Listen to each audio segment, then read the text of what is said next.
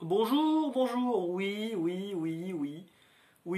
je vous avais dit que cette semaine je ne parlerai pas de Marvel. Enfin, je ne parlerai plus de Marvel bah, j'ai menti. Désolé. En fait, c'était pas. Je me suis planté dans mon planning de vidéo. Je me suis dit, ah merde, je leur ai pas parlé de Wolverine Black, White and Blood. Et en plus de ça, l'ami Alaric m'a rappelé que je devais en parler. Hein, allons-y, ce sera pour aujourd'hui. On parlera d'autre chose que du Marvel la semaine prochaine, je vous rassure. En plus de ça, je suis un vieux félon parce que je viens de rechanger le setup. Hein. Je suis revenu au setup d'origine. J'ai repris le micro d'origine. C'est le bordel. Mes voisins sont revenus. Les gamines hurlent dans le jardin. Donc tout va bien, tout va bien, tout va bien. Mais j'y peux rien. Je n'aimais pas trop en fait le setup d'avant. J'avais l'air d'un vieux gars assis dans son fauteuil. Ça me plaisait pas trop. En plus de ça, je suis coiffé comme le méchant dans le cinquième élément. Là, bah vous ferez avec. Hein. Et puis voilà, aujourd'hui on va parler de Wolverine Black, White and Blood. Black, White and Blood, qui est sorti donc la semaine dernière, au moment où j'enregistre cette vidéo, en VF chez Panini Comics. Je vous parlerai pas de la VF, je l'ai pas lu en VF, hein, vous voyez bien que j'ai lu la VO. Alors moi je les ai en VO parce que je les avais rachetés au camarade Alaric lorsqu'il a fait sa vente de beaucoup de comics de sa collection, et j'en ai profité pour prendre donc les 4 numéros, vu que c'est une mini-série en 4 numéros, de Wolverine Black, White and Blood. Faut que je range un petit peu le brin-brin qui est juste là, afin de me retrouver dans mes notes. Alors, 4 numéros US, c'est paru en début d'année 2021 aux États-Unis.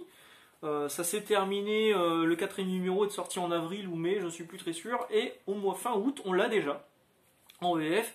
Bonne chose, bon point pour Panini, je vous préviens, je vais dire du bien de Panini en cette vidéo, histoire de... Hein, bon. Plus de ça, je porte un t-shirt offert par Panini Comics, merci à eux. Je suis un vieux vendu. Si c'est la première fois que vous voyez une vidéo de ma part, non, je suis pas du tout un vendu chez Panini, loin de là. Donc, fin août, on l'a déjà en VF, c'est une bonne nouvelle, c'est une bonne idée, comme quoi ils peuvent aller vite hein, pour les traductions. Donc Wolverine Black, White and Blood, c'est 4 numéros en US réunis en un seul gros volume, enfin un seul volume français. On parlera de l'édition française sur la fin. À l'intérieur, vous avez toujours 3 histoires indépendantes. C'est pas un récit au long cours. C'est vraiment 3 histoires, petites histoires de quelques pages dans un seul numéro US. Donc en tout, sur les 4, vous avez 4 x 3, 12, vous avez 12 histoires, 12 mini-histoires racontées par divers auteurs et certains auteurs vraiment de renom. Alors cette couverture est absolument magnifique. Elle est signée Adam Kubert et Adam Kubert est au dessin de la première histoire qui est à l'intérieur avec Jerry Dungan au scénario. C'est une histoire qui se passe pendant la période Weapon X, donc l'arme X. On retrouve les personnages du Dr Heinz et du Dr Cornelius. Et voilà, je voulais juste admirer. C'est hyper beau. Cette double page, elle est incroyable. Franchement, elle mériterait d'être en poster. Elle est magnifique. Alors le principe, vous l'avez compris, c'est toujours du blanc, du noir et du rouge, histoire de souligner la violence de Wolverine. Alors c'est pas un comics à mettre entre toutes les mains, c'est pas un comics pour enfants, clairement pas. Là c'est Wolverine qui est vraiment lâché à fond. Donc la première histoire est vraiment cool. La seconde histoire, elle est signée par Matthew Rosenberg au scénario et Joshua Cassara au dessin. Là c'est un rendez-vous avec Nick Fury. Et rien que cette page aussi est plutôt cool. Donc à chaque fois c'est des histoires indépendantes, hein. Il n'y a pas de lien entre les histoires si ce n'est qu'on utilise le rouge comme seule couleur on va dire. Enfin, même s'il y a du blanc et du noir, pour rappel le noir est une absence de couleur. Il me semble. Corrigez-moi si je me trompe. La troisième histoire, elle est signée par Declan Shalvey. Alors à la fois Declan Shalvey au scénario et au dessin. C'est toujours bon à prendre. Je vous avais fait une vidéo sur son Hulk, son Immortal Hulk one shot là, qui était vraiment très très bon. Et là encore une fois, moi Declan Shalvey nous régale là-dessus hein, au niveau du scénario. Bon, ça se passe là, ça se passe sur la période Morrison où Grant Morrison était au scénario. Si on s'en réfère au costume que porte Wolverine Logan. Donc ça c'est pour le premier numéro. Dans le deuxième numéro, on démarre, donc c'est une couverture de Salvador Larroca, et Salvador Larroca signe le premier... non, c'est Greg Land qui signe la première histoire avec le personnage de Sabertooth. Le scénario est signé par Vita Ayala, ouais, je le dis bien. Bon, bah c'est du Greg Land, hein, c'est du Greg Land classique. C'est beau, mais c'est toujours un peu figé Gregland en fait. Toujours l'impression de regarder plus des photos que vraiment des dessins. Donc c'est un combat entre Wolverine et Sabretooth, c'est assez classique. Le deuxième, c'est Saladin Ahmed au scénario et Cave Walker au dessin, avec Arcade.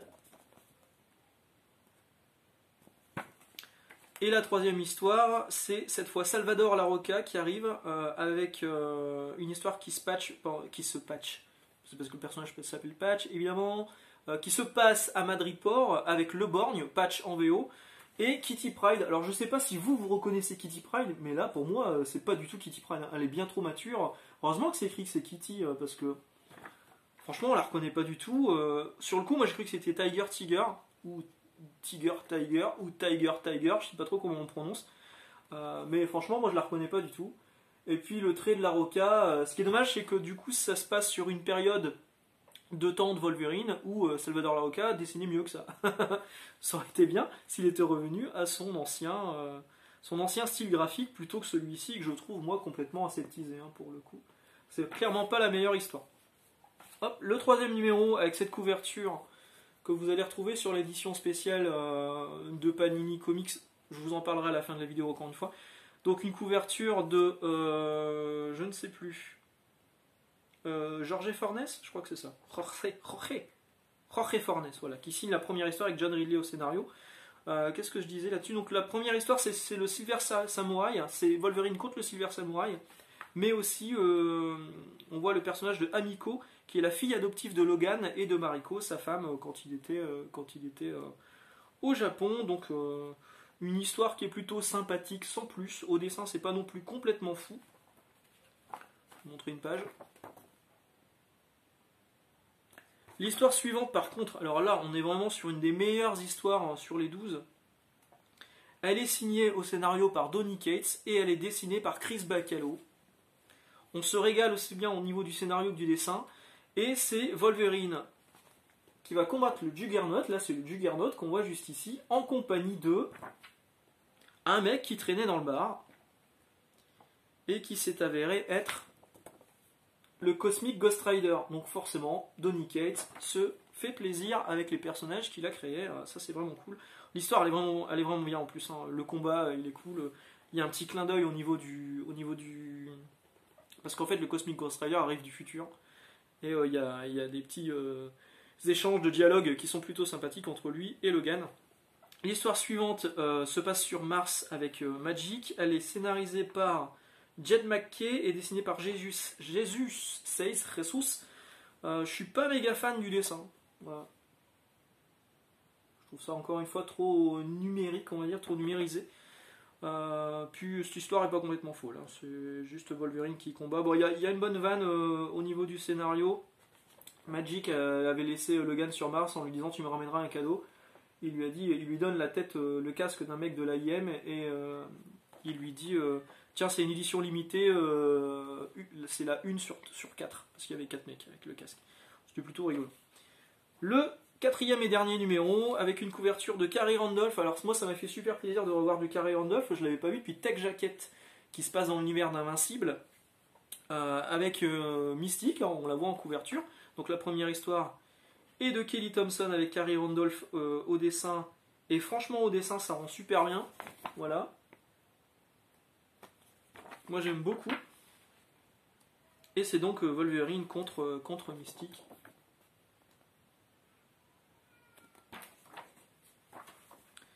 La seconde histoire, elle est signée au dessin par Leonard Kirk, comme le Captain Kirk, et Ed Brisson au scénario. C'est pas la folie. Ouais, c'est sur un bateau, il y a un requin, voilà. Bon, au moins c'est joli. Et la dernière histoire, elle est plutôt sympathique. C'est sur la Terre sauvage avec le personnage de Sauron. En plus de ça, j'ai trouvé ça vraiment beau. C'est au scénario Stephen S. D. Knight et au dessin Paolo Siqueira. Et j'ai trouvé ça très très joli. Voici une des pages que je trouve incroyablement belle. Enfin, vraiment très stylé, très détaillé. Et une page avec un dinosaure. Parce que ça fait toujours plaisir d'avoir des dinosaures et dans la Terre sauvage. C'est plutôt logique au final. Donc, Là où je vous ai présenté toutes les histoires qu'il y avait à l'intérieur de ces 4 numéros, qui sont donc réunis dans une version, je vais dire du bien de Panini. La version française est à 26 euros, ok, elle est un peu chère, je trouve, mais elle est en grand format, couverture souple, pas couverture dure, hein, pour une fois. Elle est en grand format, mais vraiment hein, beaucoup plus grand que ce que vous avez là, beaucoup plus grand que ce qu'on peut avoir chez Urban Comics par exemple. Vraiment, c'est du grand format, donc au niveau du rendu des planches, c'est un régal pour les yeux. C'est la bonne idée chez Panini pour le coup sur cette édition. Alors, il existe une édition normale avec la magnifique couverture d'Adam Kubert. Ça, c'est celle que vous trouvez dans chez tous les libraires, chez les meilleurs libraires, qui vous propose ou pas une plancha à l'achat de comics, hein, ça c'est vous qui voyez. Mais il y a ici une édition limitée à 300 exemplaires, je crois, qui est disponible uniquement sur le site de Panini Comics, qui est moins jolie. Je trouve que cette couverture est beaucoup moins sympa que celle de Adam Kubert. Alors, je prêche pas pour ma paroisse, c'est mon avis perso. Je trouve que la couverture de Kubert, elle est bien plus charmée. Voilà, si vous l'achetez, si vous craquez, moi je vous invite à craquer. Hein. Si vous êtes fan de Wolverine, franchement, ne le prenez pas pour l'histoire, même si effectivement l'histoire de Donny Cates elle est vraiment cool. Et puis si vous êtes fan du Donny Cates Universe et que vous êtes un complétiste maladif, il va vous le falloir. Ne le prenez pas comme un récit, complet, machin, historique. Non, c'est vraiment du fun. Et moi je le vois plus comme un artbook quand on voit ce genre de planche. Clairement, pour moi c'est un artbook. Et encore une fois, chez Panini, l'avoir fait en grand format, c'est la bonne idée. 26 € demandés en caisse sur n'importe quel site ou librairie que vous pouvez croiser. Disponible un peu partout. Voilà, sur ce, bonne lecture, bonne journée. On se retrouve dimanche. À bientôt. Ciao.